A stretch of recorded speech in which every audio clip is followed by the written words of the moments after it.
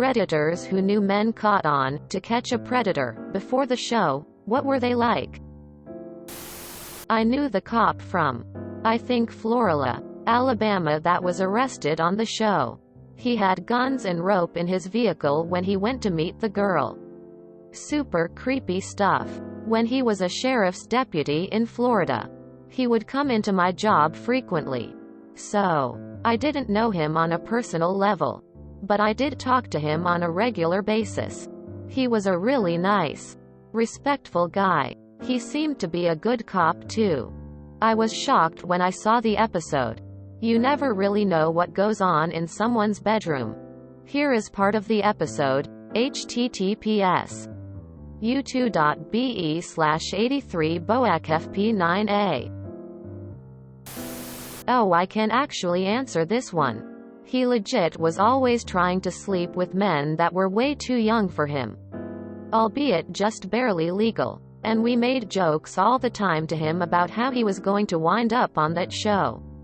We literally called him Herbert. It was the opposite of a, he was the last person I would suspect, situation. I didn't know the person directly, but I worked at a company that had an employee caught on the show. This was particularly problematic, as the company was Nickelodeon Animation. Everyone who knew the guy was actually pretty shocked. It was particularly rough for his girlfriend at the time, as she also worked at the studio. So there was no hiding from it. For their part, Nickelodeon instituted rigorous background checks for every new employee after the incident, with zero tolerance for any misdeeds involving children. Those background checks are what keeps this lore alive though, as the process if much more intensive than any other studio. Yes, Matty Nash. He was creepy and kept trying to get me to go to Burning Man. When I told him I didn't think that was a good idea because I had a 10-year-old kid at the time, he said I should bring my kid. Now I don't think he was interested in my kid at all, but I did tell him I thought that would be super creepy to bring a kid to Burning Man with a bunch of people on E. This was in 2001. He came over to my house under the guise of talking business and then put the moves on me. I turned him down and sent him home to his wife.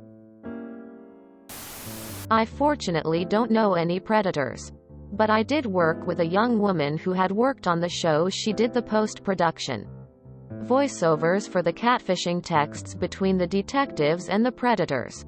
She was the voice of the non-existent teen girl. Like the, oh, I don't know much about sex, I'm only 13 lol stuff. Apparently she was a production assistant or intern at the production office. And one of the producers was like, we need somebody with a young sounding voice, you say something, and she did. And he was like, perfect. Come with me, and she recorded all the dialogue. Right after she told a bunch of us at work. This was a couple years later at a different job.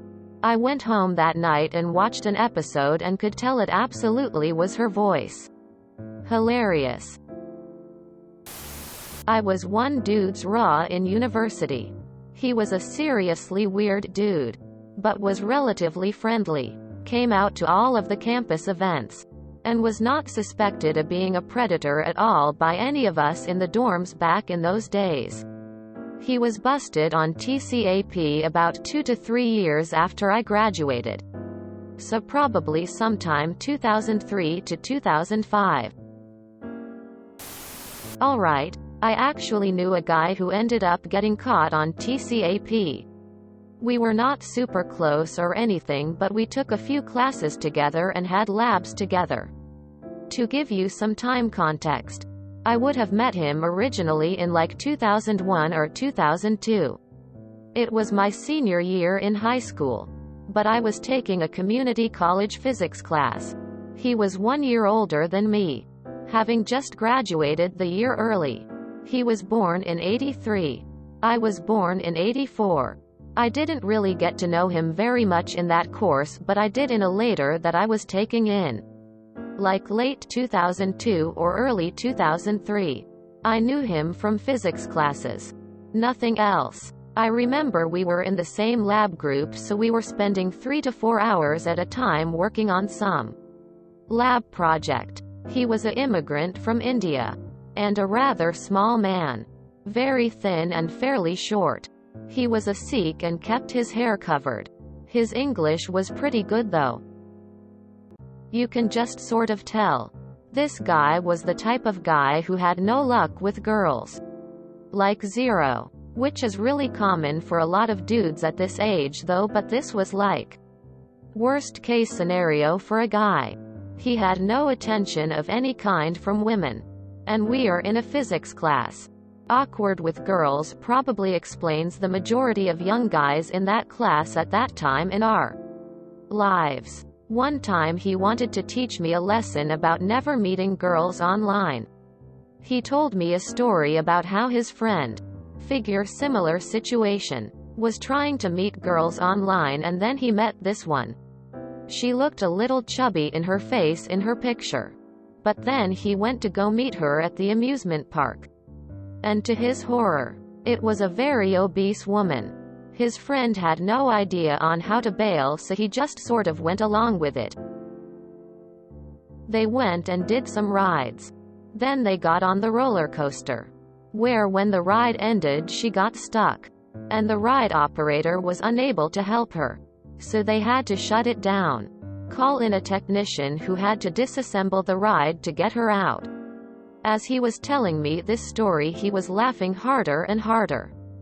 He then proceeded to point to an obese woman in the class and he whispers to me, "And let me tell you, my friend, it was her right over there," and he then erupted into laughter. And that, my friend, is why you do not want to meet women online, because you never know what you could get yourself into. I remember the class he told me this joke in. And I remember taking it in spring of 2003. So I would have been like 18 or had just turned 19. That was the last class one took with him. But I do recall seeing him in the summer of 2004.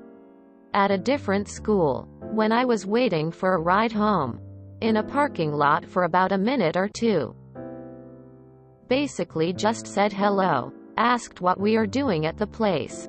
Then sort of just left. We were never online buddies. MySpace friends or did anything in any social context outside of a classroom or lab. No lunch. No party. Nothing. He ended up getting busted on TCAP in Jan of 2006. I don't recall seeing the episode until 2007 or so. I remember the story he told me about meeting women online. I honestly have the hunch that the Sting was the first person that was ever talking to him sexually. Like if he said he has never done such a thing. I believe it. The guy was an absolute max-level incel long before the incel movement. I did read the chat log he had with the decoy and it was pretty sick though. The dude was definitely fucked up. If you watched the show. He was the guy who claimed to be into academics and know about the law when trying to talk to Chris Hansen. That was definitely the vibe I remember from in class. Never heard of this show, so I googled it. Why did To Catch a Predator get cancelled? Cancellation. The show was cancelled in 2008. In part because Louis Conrad, an assistant district attorney in Rockwall County, Texas, shot himself after he was caught talking to and exchanging pictures with a perverted justice volunteer posing as a 13-year-old boy. Ha ha ha, wow, WTF. Rapey. Extremely rapey. Was someone from my hometown in NY. Went to school with their younger sister.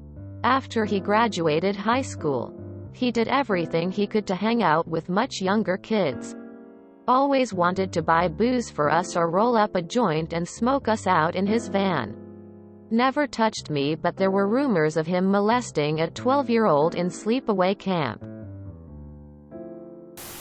Ah, stunning. Remember the fine young lad who got caught not once, but twice?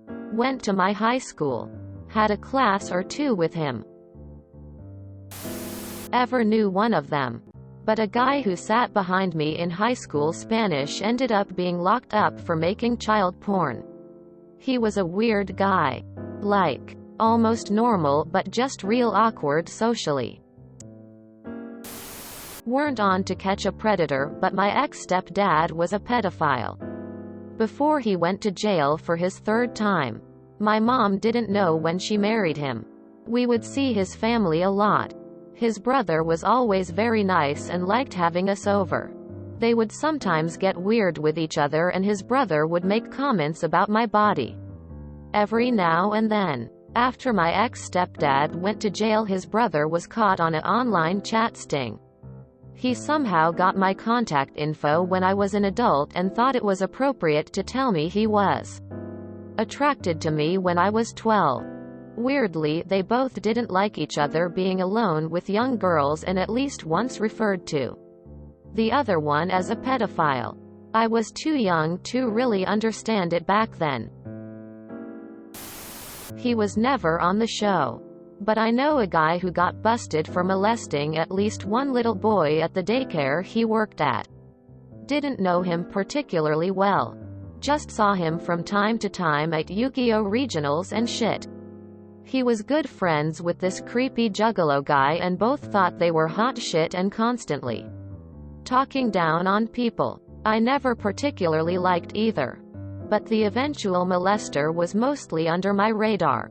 Just some jackass I occasionally saw. I hadn't thought of him for years when one day my friend messaged me the news story of his arrest. Apparently, the juggalo was defending him until the very end, despite having kids of his own by then. Not on the show because we're not American. But there was a group that was looking for people accessing certain sites and my cousin's ex was one of them. She actually found out by checking his computer.